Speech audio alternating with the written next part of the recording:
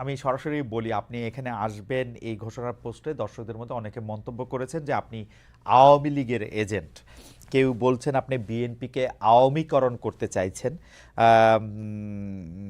আমাদের প্রশ্ন, আপনি যেভাবে বক্তব্য রাখছেন সম্প্রতি, এই বক্তব্য কি আপনার দল আপনাকে সমর্থন করছে কিনা বা আপনার দলের পক্ষ থেকে কেউ কোনো কিছু বলছে কিনা? অনেক সময় মনে হচ্ছে যে আপনি আওয়ামী লীগের ভয়েসে বা কণ্ঠে কথা বলছেন বা আওয়ামী লীগের সুরে সুর মিলিয়ে কথা বলছেন। ফজলে ভাই, আপনি যদি আমাদের একটু বলতেন। আপনাকে অসংখ্য ধন্যবাদ। আমাকে যারা শুনছেন দেশে বিদেশে, সবাইকে আমার সালাম জানাচ্ছি। আসসালামু আলাইকুম। আমার সন্তান তুল্য আব্দুল হান্নান মাসুদ, আমি ওকে দেখি বিভিন্ন টকশোতে, খুব ভালো কথা বলে। আমি তাকে তাকে আমি আমার পরম স্নেহ এবং আদর জানাচ্ছি এবং তার সফলতা কামনা করছি। আপনি যে প্রশ্নটা করেছেন, এক নম্বর হলো, আমি আওয়ামী লীগের সুরে কথা বলি, আমার দলকে আওয়ামীকরণ করার চেষ্টা করছি। এত বড় মানুষ যে আমার কথায় বিএনপি আওয়ামী লীগের আওয়ামীপন্থী হয়ে যাবে, তাহলে তো আমার মতো এত বড় মানুষ আর এই দেশে নাই। আসলে আমি যদি আমার দলের বিরুদ্ধে কথা বলতাম, তাহলে তো আমার দল তো একদিন আমাকে জিজ্ঞাসা করতো। আপনারা কি কোনো পত্রিকায় বা কোনো টকশোতে বা কোনো ইউটিউবে দেখেছেন যে আমার দল আমাকে জিজ্ঞাসা করেছে যে আপনি কেন এই রকম কথা বলেন? কারণ আমি জানি আমার এই দলটি, বিএনপি, একটা লিবারেল ডেমোক্রেটিক ফ্রন্ট বা প্ল্যাটফর্ম, পার্টিও বলে অনেকে, লিবারেল ডেমোক্রেটিক। এই দলটি গড়ে উঠেছে একজন নেতার নামে, বা একজন নেতা যার নাম শহীদ প্রেসিডেন্ট জিয়াউর রহমান। উনি দলটি প্রথমে উদ্যোগ নিয়ে গঠন করেছিলেন। তখন আমি ওই দলে ছিলাম না, এটা না থাকাটা কোনো অপরাধ না। আমি তখন ছাত্রলীগের প্রেসিডেন্ট ছিলাম, বা ছাত্রলীগ করতাম, বা আওয়ামী লীগ পন্থী বা বঙ্গবন্ধু, সেটা ভিন্ন ব্যাপার। কিন্তু আমি আওয়ামী লীগ ছেড়ে যখন আমি বিএনপিতে গেলাম, সবকিছু জেনে শুনেই বিএনপি আমাকে ওখানে নিয়েছে। এবং বিএনপিতে যখন 2018 সনে আমাদের নেত্রী, দেশ নেত্রী বেগম খালেদা জিয়া জেলে চলে যাবেন 8ই ফেব্রুয়ারি 2018 সন, এর 5 দিন আগে 3রা ফেব্রুয়ারি লা মেরিডিয়ানে একটা মিটিং হয়েছিল উত্তরায়। ওখানে বাংলাদেশে শুধু আমাদের নেত্রী, দেশ নেত্রী বেগম খালেদা জিয়া সবাইকে বলেছে, আমি শুধু আজকে একজনের বক্তব্য শুনবো, ফখরুল ইসলাম আলমগীর, তুমি অ্যাডভোকেট ফজলুর রহমানের নাম ঘোষণা করো। কাজে যিনি সব আমার মাথার উপরের সমস্ত স্থায়ী কমিটির নেতাকে রেখে শুধু ফজলুর রহমানের বক্তৃতা শুনতে চায়, আমার কথায় দলের ক্ষতি হবে এবং দল আমার কাছে জানতে চাবে আমি কি বলেন। না, এটা দর্শকদের কথা। আমাদের মনে হয় যে এই আমি আমি ওই দর্শকদেরকে চিনি।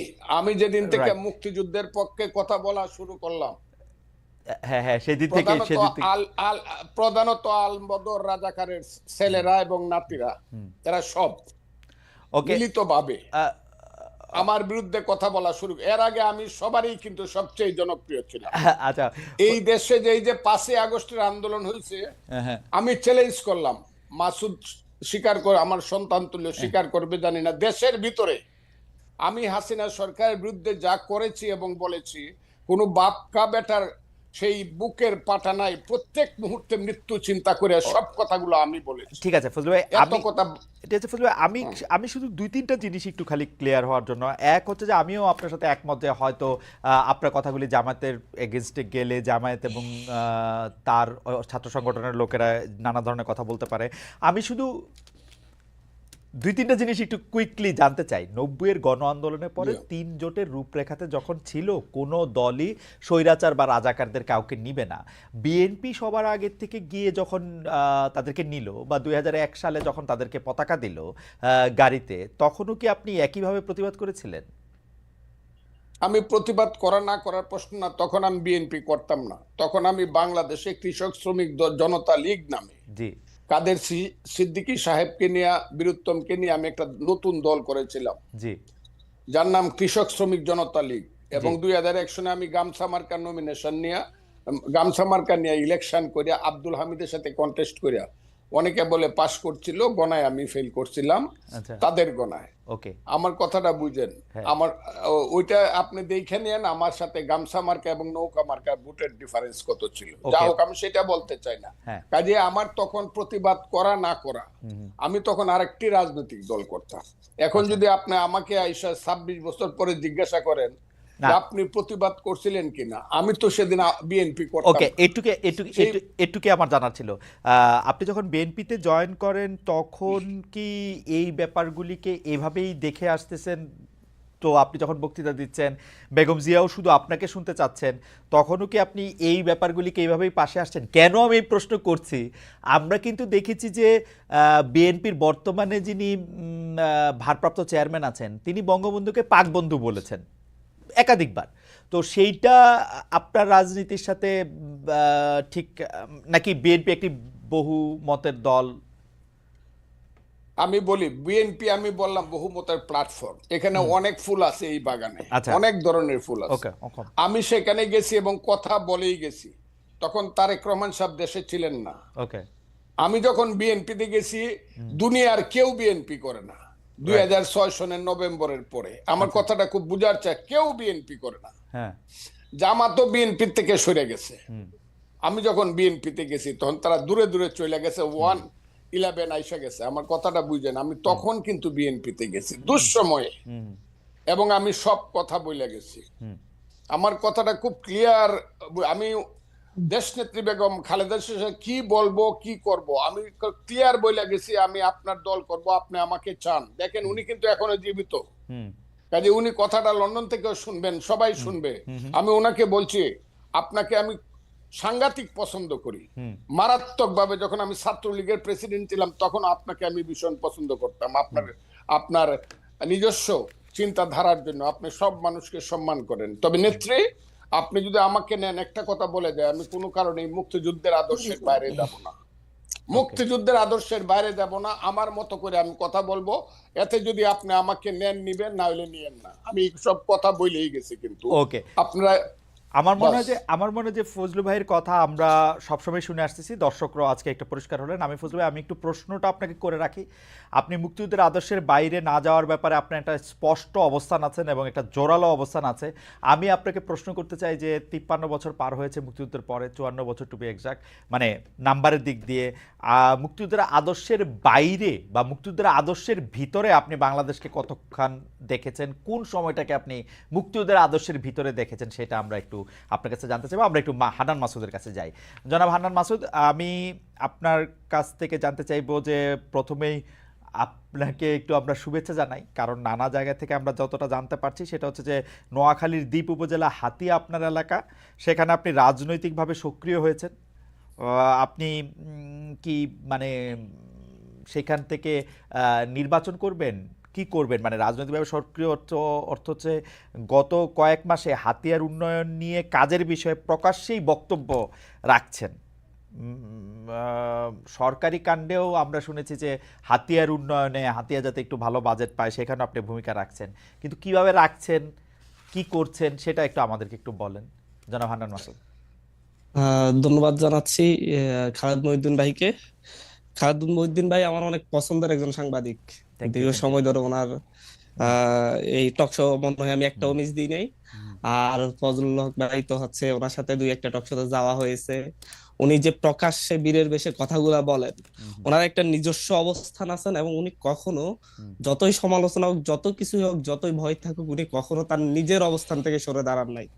এই দিকটা থেকে আমার ভাইকে অনেক পছন্দ। আমি দ্বীপ হাতিয়া হচ্ছে একটি দ্বীপপুঞ্জ, আশপাশে আরো 30টি দ্বীপ আছে ছোট ছোট। এই দ্বীপ উপজেলায় দীর্ঘ সময় ধরে হচ্ছে আপনার একজন জলদস্যু এবং তার পরিবার শাসন এবং শোষণ করে আসছে। আমার এই দ্বীপ হাতিয়ার জন্য তো হচ্ছে সরকারের কাছ থেকে প্রচুর বরাদ্দ, প্রতি বছর প্রতিটি উপজেলার জন্যই বরাদ্দ হয়। আপনাকে আমি যদি বলি যে একবার আমাদের দ্বীপ হাতিয়াতে ঘুরে আসেন, ওখানকার নট এ সিঙ্গেল একটা রাস্তাও ওখানকার মানে হচ্ছে পাকা নেই। প্রতিটি রাস্তা ভেঙে চুরে এবড়ো থবড়ে অবস্থায় আছে।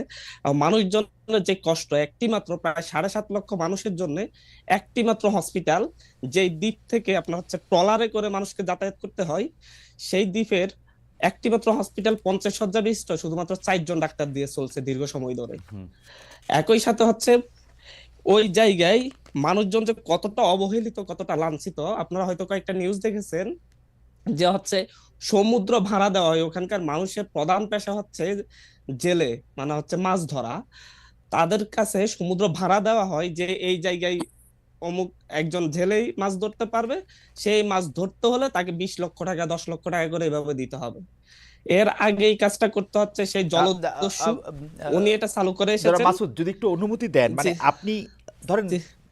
বাংলাদেশের সব জায়গায় এরকমটা তো চলেই আসছে, সেটা আমি বাদ দেই। আমি আসলে জানতে চাই যে এই সরকারি কাণ্ডে হাতিয়ার উন্নয়নে আপনি কিভাবে ভূমিকা রাখছেন, মানে আপনার উম, এটা ফজলু ভাই আরো আমি ভালো বলতো, আপনার লুকাস স্ট্যান্ডাইটা কি, মানে আপনি ওই না না না, এলাকার আমি একজন মানুষ অবশ্যই না আমি কি? অবশ্যই বলি, হুম, আমি হচ্ছি দ্বীপ উপজেলা, হাতিয়া উপজেলার একজন মানুষ, হুম, হাতিয়ার একজন নাগরিক, এবং হচ্ছে ওখান থেকে আমি উঠে আসা, মানে ন্যাশনালি একটু পরিচিতি পাওয়া একজন মানুষ। ন্যাশনালি আমি পরিচিত এই পাওয়া মানুষ। আন্দোলনের মধ্যে দিয়ে একটু ন্যাশনালি পরিচিতি পেয়েছি, যার ফলে হচ্ছে হাতিয়ার একটি সংস্থা আছে, সমিতি আছে হাতিয়ার, যারা হুম, হচ্ছে সুশীল হুম। সমাজ শিক্ষিত জনগোষ্ঠী, ওনারা একটা সমিতি করেন, হাতিয়া দ্বীপ সমিতি। তো ওনারা সহ আমরা বিভিন্ন জায়গায় একটা টিম আকারে বিভিন্ন উপদেষ্টার কাছে, বিভিন্ন কাছে আমরা যাই, যে হচ্ছে আমাদের হাতিয়ার জন্য এটা প্রয়োজন। এবং আমি ব্যক্তিগত জায়গা থেকে যদি কখনো আপনি কারোর সাথে দেখা হয়, আপনি হাতে আমি থেকে নিজেও ইলেকশন বলি, করবেন? আমি হাতিয়া থেকে ইলেকশন করার চিন্তা ভাবনা রেখেছি, যদি হাতিয়ার মানুষ এখন যেভাবে আমাকে আগ্রহ ভরে ছাড়ছে। কারণ দীর্ঘ সময় ধরে হাতিয়ার মানুষ কাউকে পাই নাই তাদের পাশে। হুম। এর আগে আমাদের সম্মানিত একজন এমপি ছিলেন, জনাব প্রকৌশলী মোহাম্মদ ফজল আজিম সাহেব, উনি হাতিয়ার জন্য অনেকগুলা কাজ করেছেন, কিন্তু দুঃসময়ে হাতিয়ার মানুষের কখনো খোঁজ নিতে পারেন নাই। ওনার ব্যবসা বাণিজ্যে উনি ব্যস্ত ছিলেন, যার কারণে হচ্ছে হাতিয়াতে একটা নেতৃত্বের শূন্যতা তৈরি হয়েছে।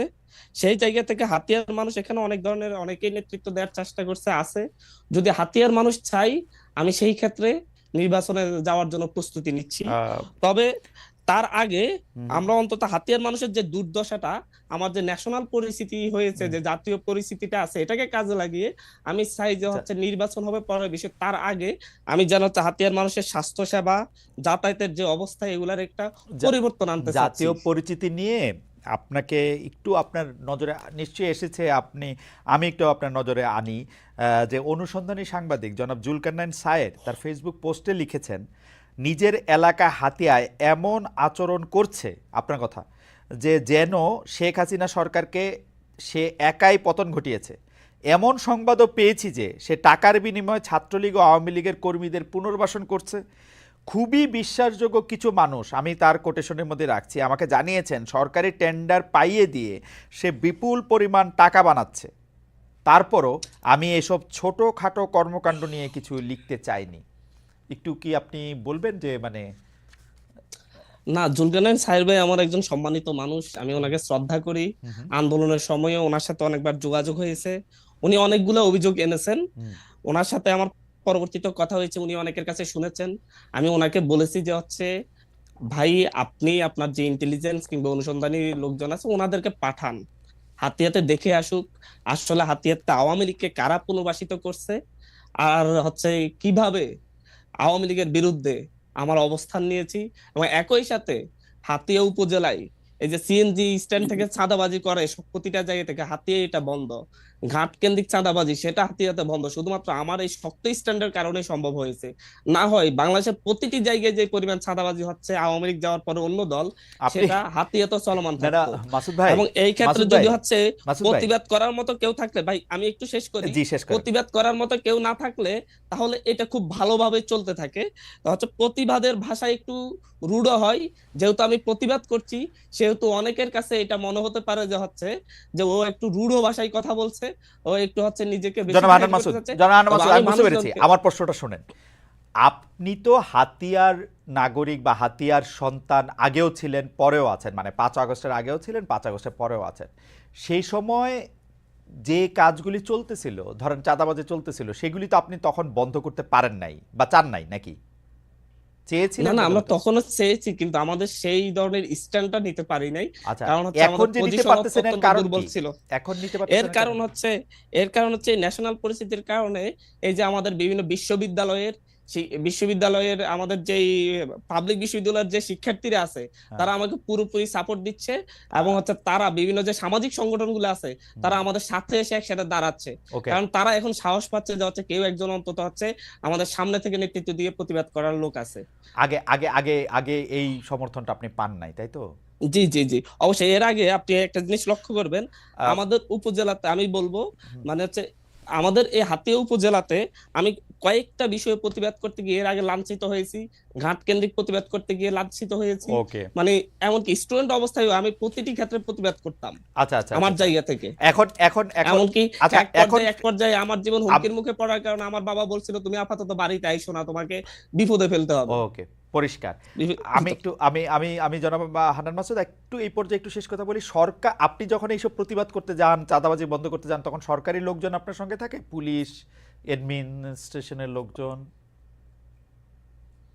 দেখেন হচ্ছে, যদি আমি একটা জিনিস একটা জায়গায় খুব স্পষ্ট করে বলছি, যখন আপনি ভালো কোনো কাজ করতে যাবেন, তখন যদি হচ্ছে প্রশাসনকে যদি বুঝাতে পারেন যে এটা আসলে ভালো কাজ, হুম তারা আসলে সেই ক্ষেত্রে তাদের নৈতিক জায়গা থেকে অনেক ক্ষেত্রে সমর্থন দেয়। হুম একটা উদাহরণ বলতে চাই এখানে, দীর্ঘ সময় ধরে গত 16 বছর ধরে আমাদের নদী ভাঙ্গন জনিত কারণে যারা তাদের হুম ঘর বাড়ি হারিয়েছে, তাদের জন্য সরকারিভাবে হুম ভূমি বন্দোবস্ত দেওয়া হয় হুম বিভিন্ন দাগ কেন্দ্রিক হুম বিভিন্ন এরিয়া ভিত্তিক।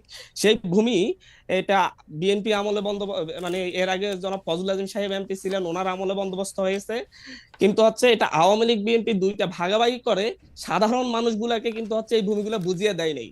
কিন্তু গভর্নমেন্টের জায়গায় এই বিষয়টা ছিল যে হচ্ছে গভর্নমেন্ট কিন্তু হচ্ছে যখন বুঝিয়ে দেয়, হিসাব করে যে এই জায়গায় আছে ধরে নিয়েই বুঝিয়ে দেয়। কিন্তু আমাদের এই জায়গায় 16 বছর যাবত কাউকে সেই জায়গায় যেতে দেওয়া হয় নাই। রাইট। যখন এই বিষয়টা নিয়ে আমি হাসান আরিফ স্যারের সাথে একদিন কথা বলেছিলাম, তার যে মানে যে হচ্ছে স্যার যে এই জায়গায় হচ্ছে না, মানুষ লাঞ্ছিত হচ্ছে, আমরা একটু এবং হচ্ছে প্রশাসন খুব সাহসী ভূমিকা রেখে রাইট তারা এই জায়গায় হেল্প করে রাইট মানুষজনকে জমিগুলো বুঝিয়ে দিচ্ছে। রাইট। জনাব হান্নান মাসুদ, আপনার কখনো এরকম সন্দেহ হয় নাই যে এখন যেহেতু প্রশাসনে বা সরকারে আপনার বন্ধু বান্ধবেরা আছেন, সেহেতু আপনার জন্য কাজটা সহজ হচ্ছে? না, আমি সেটা মনে করছি না। আমি মনে করছি যে প্রশাসনে যেহেতু এখন, প্রশাসনে এবং সরকারে যেহেতু এখন আওয়ামী ফ্যাসিস্টের দোসরগুলা নেই, হুম হুম সেহেতু হচ্ছে এখন যেহেতু দেশপ্রেমিক, অধিকাংশ দেশপ্রেমিক মানুষ আছে, সেই ক্ষেত্রে দেশের যে কোনো ভালো কাজের জন্য তারা হুম। সহযোগিতা করছে, এই এবং আমাদের জন্য এটা ধরেন ভালো হচ্ছে, সহজ ধরেন হচ্ছে। ধরেন এখন বিএনপি ক্ষমতায় থাকলেও আপনারা প্রশাসনকে এরকম বুঝাতে পারতেন, এরকম মনে আমি করতেছেন? একটা জিনিস মনে করি, বিএনপি ক্ষমতায় থাকলেও হুম যদি আমাদের সাবেক এমপি ফজলুল আজিম সাহেব উনি যদি এমপি হতেন, হুম। উনি নিজে এগুলো অনেকগুলো উনি নিজেও সমাধান করতে পারতেন। ওকে। কারণ উনি অত্যন্ত মানুষকে ভালোবেসে অনেকগুলো কাজ করে আচ্ছা, গিয়েছেন। ফ্যান্টাস্টিক এটা আমরা ওনাকে এখনো এই জন্যই শ্রদ্ধা করি। ফ্যান্টাস্টিক। মাসুদ ভাই, আপনাকে ধন্যবাদ। আমি একটু আবার জনাব ফজলুর রহমান ভাইয়ের কাছে আসি। আহ, ফজলুর ভাই, আমি আপনাকে আপনার প্রায় সব অনুষ্ঠান দেখি, গত 2 3 4 বছর ধরে আপনার কথাবার্তা আমি শুনি। আহ, উম, আপনার কাছে কি কখনো মনে হয় ফজলুর ভাই, এই সরকার ক্ষমতা আসার পরে আপনি ওদের উপরে একটু বেশি ক্রিটিক্যাল? কারণ আপনি যে কথাগুলি, মানে আমি যেই কথাগুলির জায়গায় এটা আসতেছিলাম, যে স্বাধীনতার, আপনি প্রায়ই বলেন একজন মুক্তিযোদ্ধা হিসাবে আপনার এই দিন দেখতে হবে, এটা আপনার কোনোদিন ভাবতে হয় না। একজন মুক্তিযোদ্ধা হিসেবে আওয়ামী লীগের 15 বছর আপনি কেমনে দেখলেন ফজলু ভাই?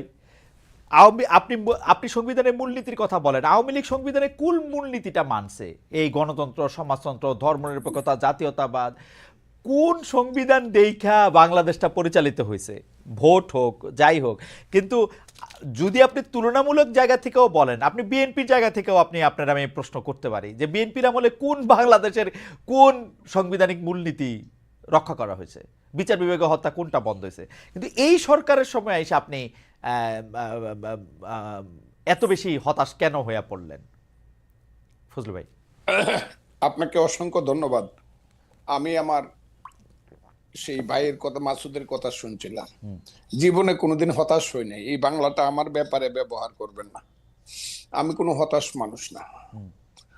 আমি আপনাকে অনুরোধ করব এই বাংলাটা কেউ যাতে আমার ব্যাপারে ব্যবহার না ওকে করে। ওকে, পয়েন্ট। 2 নম্বর হলো, আমি এই সরকারের বিরুদ্ধে ক্রিটিক্যাল। এই সরকার যারা আনছে, আমি এখনো চ্যালেঞ্জ করছি।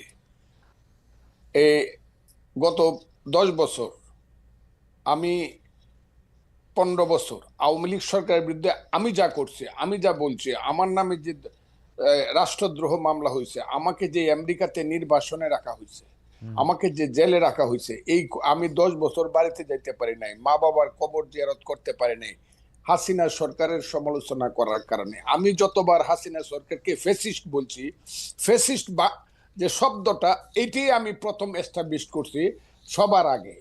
আমি একটা কথা সবসময় বলি, what Bengal things today rest of India things tomorrow. Gokhale নামে একজন মহান ব্যক্তি এই কথাটা বলেছিলেন। আমি একটা বলতে চাই, আমি ওই দিন জনসভায় বলছি যে আমি যা বলি তার অনেক দিন পরে অনেকে সেই কথাটা বলে। এই সরকার ক্ষমতায় আসার পিছনে, ক্ষমতায় বলবো না, দায়িত্ব পাওয়ার আসার পিছনে আমারও অনেক বেশি প্রচেষ্টা আছে, জীবন মৃত্যুর খেলা আছে। আমার ছেলেগুলা রাত্র 3টার সময় বাইরে হয়ে গেছে, খুঁজে পাইনি, 5 দিন বাসায় আসে নাই। এগুলো আমরাও মাঠেও ছিলাম, বক্তব্য ছিলাম। ফ্রান্স বিপ্লব যে হয়েছে, বিপ্লবের কয়জন নেতার নাম আপনি বলতে পারবেন? কিন্তু ভলটেয়ার, রুশো, যারা ফিলোসফিক্যালি মানুষকে উদ্বুদ্ধ করছে, তাদের নাম বলতে পারবেন। এই দেশে যারা হাসিনা বিরুদ্ধে আদর্শগতভাবে মানুষকে উদ্বুদ্ধ করছে, আমি দাবি করি তার মধ্যে আমি শুধু একজন না, সবার মধ্যে আমি অন্যতম। আর বেশি বললাম না, বললে আবার নিজের ব্যাপারে বেশি ডুল পিটানো হয়। আমি প্রত্যেকদিন বলতাম আমার ওয়াইফকে, যে কোনো সময় আমি মরতে পারি, তুমি বিধবা হইতে পারো, ছেলেরা এতিম হইতে পারে, ভয় পাইবা না।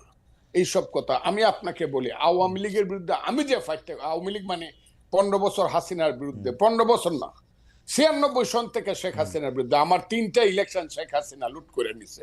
আব্দুল হামিদ আমার সঙ্গে 2টা ইলেকশনে ফেল করছে, তারপর আমাকে ডিক্লেয়ার করে নাই। আমি স্বতন্ত্র ইলেকশনে 96 সনে আব্দুল হামিদের চেয়ে 5200 ভোট বেশি পাস করছিলাম। 96 এর ভোটটা গণলে এখনো প্রমাণিত হবে। কাজে আমি আওয়ামী লীগের প্রতি, আমি এখন বলতেছি যে আওয়ামী লীগের লিখতে 10 বছর সময় লাগবে। আপনি কি শুনছেন আমার এই বাক্যটা? কতদিন যাবত শুনছেন আপনি নিজে বলেন। আওয়ামী লীগের বলছি, আমি বলছি আওয়ামী লীগের হাইব্রিডরা। প্রথমত শেখ হাসিনা নিঃশর্ত শুধু ক্ষমা না, কি ক্ষমা চাইতে হবে যদি বাংলার মানুষ ক্ষমা না করে? আওয়ামী লীগের এই হাইব্রিড যারা কোনোদিনই দেশে পলিটিক্স করতে পারবে না। এই কথাটা আমি বলছি, প্রতিদিন বলতেছি, এখনো বলছি। এখন আমি বলতেছি সরকারের বিরুদ্ধে আমি না, কিন্তু সরকারের কর্মকাণ্ডের বিরুদ্ধে। আমি ইউনূস সাহেব যেদিন হয়েছে, আমি ইউনূস সাহেব সম্পর্কে যা বলছি, মাসুদ কেন, আপনি কেন, বাংলাদেশের কেউ বলতে পারবেন আমি ইউনূস সাহেবকে কি বলছি? শুনেন না আমি কি বলছি? 100 বছরের মধ্যে এমন সুসন্তান বাংলায় জন্মগ্রহণ করে নাই। বাঙালি মুসলমানের মধ্যে তিনি সুসন্তান যিনি নোবেল প্রাইজ দেন। এগুলো আমি বলছি। আমি 8 তারিখে রাত্র 9:30 উনি যখন শপথ নেন বঙ্গভবনে, আমি সবচেয়ে জোরে হাততালি দিছি। আমার কথা ছিল, এই বুঝি বাংলাদেশের পূর্বাকাশে কিছুটা সূর্য উদিত হলো, এবং এখন থেকে সঠিক পথে লাইনটা যাবে। কিন্তু আমি যেদিন থেকে বুঝতে পেরেছি এই সরকার কূটকৌশল করিয়া নন ইস্যুকে ইস্যু বানায়া, ফালতু বাজে কথা বইলা শুধু ক্ষমতাকে প্রলম্বিত করতে চায় বিনা নির্বাচনে, সেদিন থেকে টুকটাক কথা বলা শুরু করছে। টুকটাক আমার কথাটা বলেন। আমি কিন্তু প্রথম বলছি ঠিক আছে 2 বছর নেন, এখন কিন্তু 2 বছর বলি না। আমি একটা নিঃশর্ত ভাবে বলছি 2 বছর নেন। আমার দল আমাকে যে তুমি 2 বছর কেন দিলা, আমি বলছি দিছি, ইউনূস সাহেবের মতো লোক 2 বছর দেশ চালা। কিন্তু যখন আমি বুঝতে পারছি এই যে মাসুদ বসে আছে, তারা আমাদের সন্তান, তারাই আগামী দিনে এই দেশে রাষ্ট্র চালাবে। আমি খুব দোয়া করব তারা যাতে যোগ্যতা সহকারে রাষ্ট্র চালায়। কিন্তু তাদের যে মূল নেতা বলা হইলো জাতিসংঘে গিয়া, তার নাম হলো বোধহয় মাহফুজ আলম, যাকে মাস্টার মাইন্ড হিসাবে ইউনূস সাহেব পরিচয় করে, এতে আমার কোনো আপত্তি নেই। কিন্তু ও প্রথম দিকে কিছু কাজ করলো আমার ওই সন্তানটি, এবং কিছু কথা বললো, যে কথাগুলোর সঙ্গে আমি সিরিয়া, ইরাক বা মধ্যপ্রাচ্যের কিছু আদর্শিক মিল পাই, আফগানিস্তানে। এই মিলগুলো আমাকে আহত করছে। কেন আহত করছে? তারা গত 6 মাসে 6 মিনিটের জন্য মুক্তিযুদ্ধ কথাটাই বলে নাই। তারা মুক্তিযুদ্ধ বলতে চাইছে 47-কে এবং 24-কে। 24-কে আমি মাথার উপরে ধারণ করি। আমি আবারও বললাম, মাথার উপরে 24-এর জন্য আমার অনেক হৃদয়ে কান্না আছে, সেটা আছে। কিন্তু 47 আর 24-কে, 71-কে যারা বাদ দেয়, 71 হলো মুক্তিযুদ্ধ। এই মুক্তিযুদ্ধের পেট ছিঁড়েই বাংলাদেশের জন্ম। মুক্তিযুদ্ধ হলো বাংলাদেশের মা। কথাটা আমি বলি কিনা বলেন আপনি? না বলেন। মুক্তিযুদ্ধ না হলে বাংলাদেশ হইতো না। যে মুক্তিযুদ্ধের পেট ছিঁড়ে বাংলাদেশ হলো, সেই বাংলাদেশের উপদেষ্টা হয়ে একজন তার মারে স্বীকার করতেছে না। মারে যে স্বীকার করতেছে না, সে তো সুসন্তান না। কিন্তু সেই কিন্তু কিন্তু কিন্তু ফুল ভাই, আপনি কি খেয়াল করেছেন যে এক সপ্তাহ কম আগে জনাব মাহফুজ আলম একটা ফেসবুকে স্ট্যাটাস দিয়েছেন, যেটা শিরোনাম হচ্ছে মুক্তিযুদ্ধ মানে বাংলাদেশ। আমি শুনেছি। তাইলে ওই পেজটা উনি এই বিতর্কটা উনি সৃষ্টি, তাইলে আমি যদি বলি অবশেষে অরিন্দম কহিলা বিষাদে, না, এটা কিন্তু শুনতেন আপনি যেটাকে লিবিয়া, সিরিয়া, ইরাক দেখতেছেন, সেটা কি আপনার কাছে মনে হয় না এটা আপনার ইন্টারপ্রিটেশনে আপনি এরকম দেখতেছেন? আমার ইন্টারপ্রিটেশনে তাদের কথায় আমি আপনাকে বলি, তাদের কথায় আমি এরকম দেখতেছি। কেন দেখতেছি? এখন আবার কালকে দেখলাম তারা যে নতুন দল করবে, এটার যে কথাবার্তাগুলো তারা বলছে সব হলো লিবারেল ডেমোক্রেটিক পার্টির কথা। তা আপনি যদি সকালে একরকম কথা বলেন, দুপুরে একরকম বলেন, বিকালে একরকম বলেন, রাত্রে একরকম বলেন, তা আপনি একটা দেশকে কিভাবে পরিচালনা করবেন এবং কিভাবে একটা নতুন দল গঠন করিয়া। কিন্তু কিন্তু কিন্তু ফজলু ভাই, আপনি দেখতেছেন না, এরা তো একটা যুদ্ধের মধ্যে আছে আসলে। এই যুদ্ধ তো শেষ হয় নাই, এরা কিন্তু এখনো এই ভয় পাইতেছে। ফজলু ভাই, আপনার কিন্তু এই ভয় আপনি বহু আগে জয় করে আসছেন, যে এরা কিন্তু এই ভয় এখনো আছে যে আরেকটা আওয়ামী লীগ সরকার আসলে তাদের কি করবে। এরা যখন মাঠে কাজ করতে যাচ্ছে, আপনি জানেন বিভিন্ন রাজনৈতিক দলের নেতাদের কিন্তু ওদের নানাভাবে মোকাবেলা করতে হইতেছে। বাংলাদেশের রাজনীতির মাঠে তাকানো। আমার কথাটা শুনতে হবে আপনাকে। চেতনার দিকে যদি আপনার ঘাটতি থাকে, চেতনায় ঘাটতি। জি, রাজনীতিতে প্রথম আসে ফিলোসফি, ইডিওলজি। রাজনীতির প্রথম কাজ হলো ফিলোসফি, ইডিওলজি। তারপরে আসবে understanding, feelings, realisation, theory and practice. Right. আপনি যদি ফিলোসফিতে বারবার ওই লেখেন যে 52 থেকে 24, 71টা বাদ দিয়ে যদি আপনি 21, ওই যে এটা কি বলে 21শে ফেব্রুয়ারি মাস করেন, আমার ভাইয়ের রক্তে রাঙ্গানো 21শে ফেব্রুয়ারি, আপনি 52 আর 24 করে ফেললেন, একাকারে পোস্টার করে ফেললেন, 71টা আপনি বাদ দিয়ে দিলেন। 71টা আপনাকে কি কামড়াইছে নাকি? যদি আপনি 71-এ না থাকেন, আমি ওদের সাথে থাকবো না। আর ছেলেরা যদি 71-এর সাথে থাকে, মুক্তিযুদ্ধের সাথে থাকে, বাংলাদেশের সাথে থাকে, যে ইয়েস বাংলাদেশ ঠিক আছে, 71 ঠিক আছে, তাদের যে নেতা, বাংলাদেশের নেতা শেরে বাংলা একে ফজলুল হক, হুসেন শহীদ সোহরাওয়ার্দী, মৌলানা আব্দুল হামিদ খান ভাসানী, শেখ মুজিবুর রহমান, আতাউল গনি উসমানী, সামরিক নেতা, I do hereby declare the independence of Bangladesh on behalf of our great leader Bangabandhu Sheikh Mujibur Rahman, সেই মেজর জিয়া, সেই খালেদ মোশাররফ, সেই 11টা সেক্টর মুক্তিযুদ্ধকে যদি তারা মানে, আমি কোন ক্ষমতার দ্বারে তো যে আপনি শুনছেন বোধহয়, আমি বলছি আমাকে প্রধানমন্ত্রী দিল, আমি 10 দিনের সময় নিব যে আমার একটু চিন্তা করতে দেন, নিব কিনা। মন্ত্রী তো জীবনে কোনোদিন নিব, আমার এইগুলোর প্রতি কোনো খায়েশ নাই।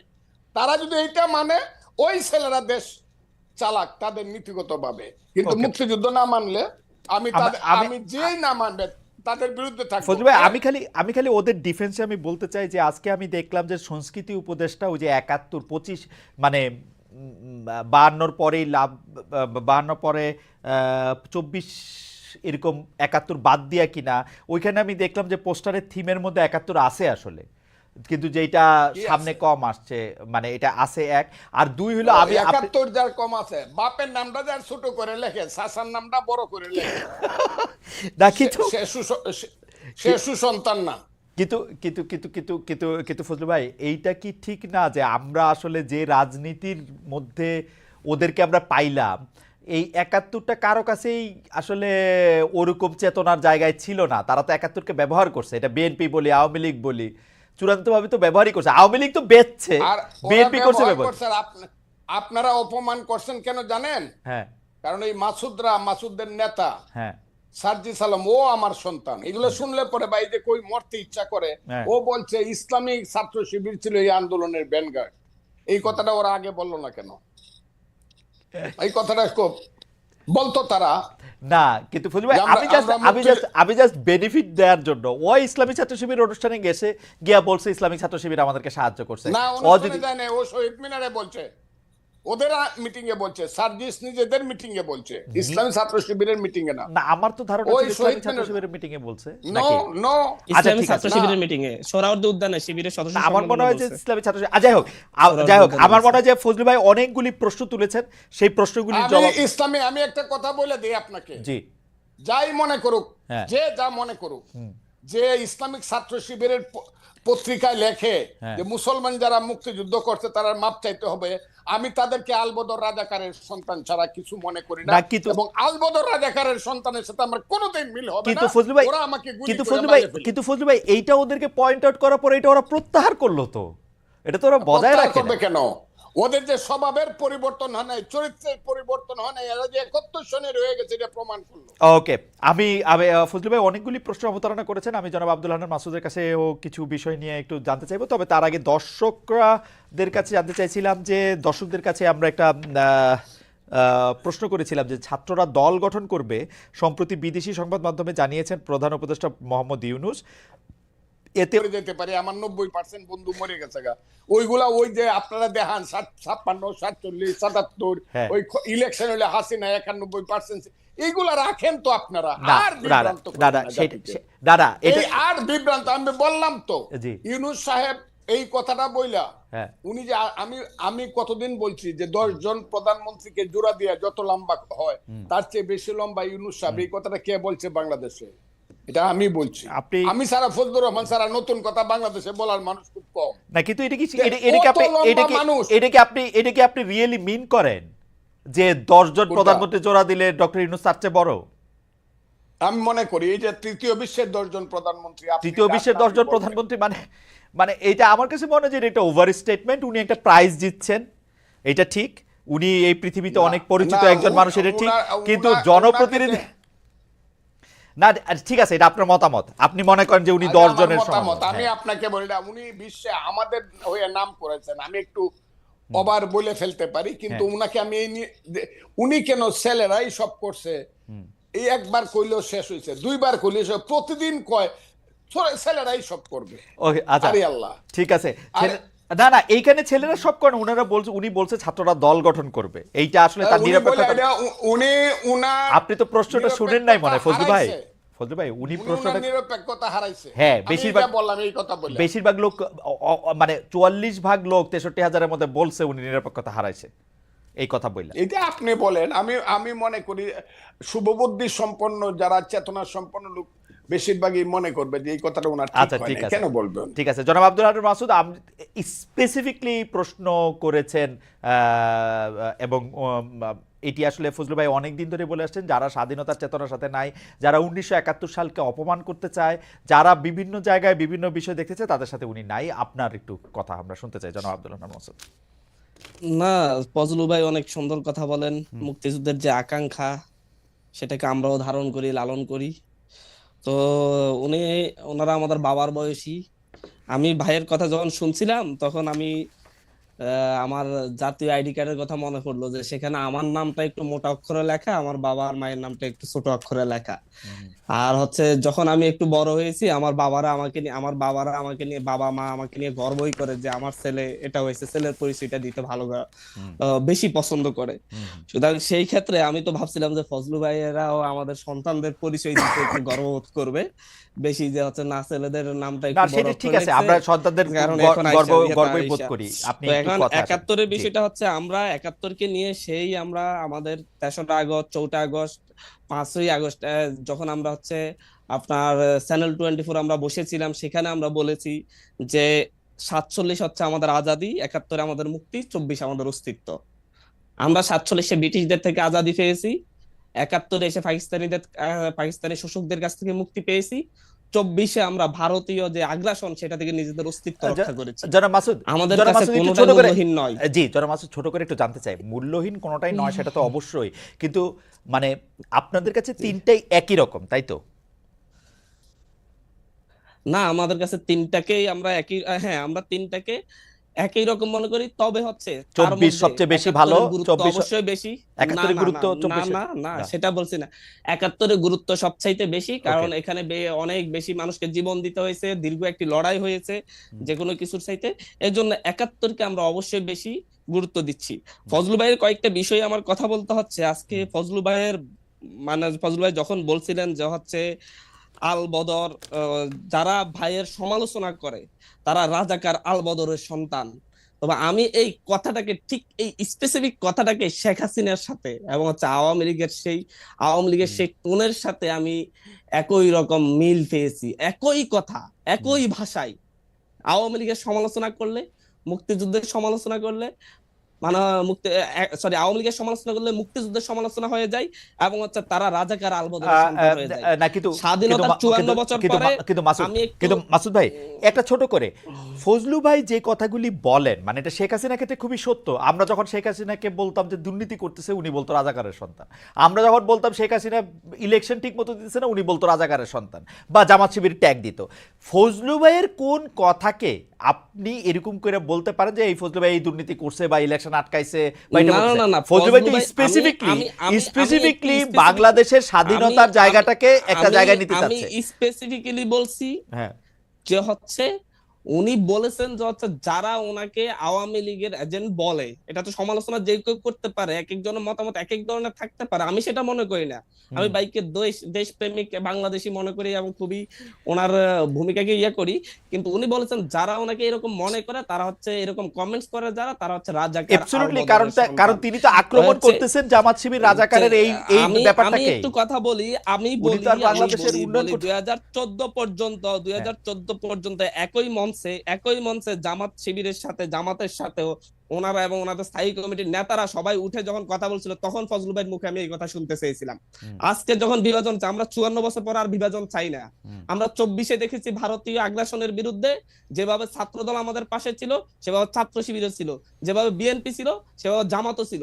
আমরা বলছি আপনার রাজনীতি, সবাই রাজনীতি করুন, কিন্তু হচ্ছে এরকম একটা বিশাল জনগোষ্ঠীকে বাংলাদেশের পক্ষ বিপক্ষ করে দিয়ে আবার আওয়ামী লীগের মতো সেই বিভাজনের রাজনীতি না, আপনার বিভাজনের রাজনীতি না করা হলো, কিন্তু আপনারা যে সুযোগ পাইলেই বলেন, এই আন্দোলনটা করছে শিবিররা, এই আন্দোলনটা করছে শিবিররা, পিছন দিক থেকে পরিচালনা করছে শিবির, জামায়াত ইসলামী আপনাদের পয়সা দিছে, বিএনপি করে নাই, বামরা করে নাই।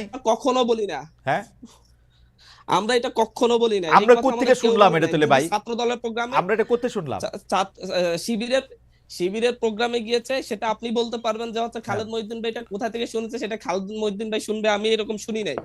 আমরা দেখেছি ছাত্র শিবিরের প্রোগ্রামে গিয়ে বলেছে ছাত্র শিবির আমাদের আন্দোলনে সহযোগিতা করেছে। ছাত্র দলের প্রোগ্রামে গিয়েও আমরা বলি ছাত্র দল আমাদেরকে সহযোগিতা করেছে। বিএনপি কে বলি যে ওনারা আমাদের পাশে দাঁড়িয়েছে, তাই বলে কি পুরো আন্দোলন ওনাদেরকে ক্রেডিট তুলে দেওয়া হয়েছে? আপনি নিজের পক্ষে বললে তখন সেটা নিতে পারবেন, অন্য সহযোগিতা করছে সেটা বললে নিতে পারবেন না, এটা হতে পারে না।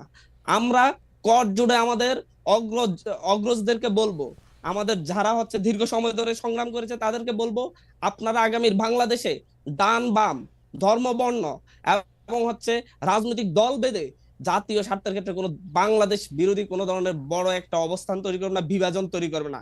এই একটা বিভাজনের কারণেই, এরকম একটি বিভাজিত জাতিসত্তা তৈরি করেই আওয়ামী লীগ 16 বছর এই দেশকে শাসন করেছে, শোষণ করেছে, এবং বাংলাদেশের মসনদে বসেই শেখ হাসিনা ভারতীয় সকল এজেন্ডা বাস্তবায়ন করেছে। যদি তখনও এই ধরনের বিভাজনের বিরুদ্ধে সকলে বুড়ো আঙ্গুল দেখাতো, তাহলে এটা সম্ভব হতো না। আমরা এর জন্য বিভাজনের বিরুদ্ধে অবস্থান নিয়েছেন? অবশ্যই আমরা বিভাজনের বিরুদ্ধে অবস্থান নিচ্ছি। আমরা বলি জাতীয় স্বার্থে মনে করেন ধরেন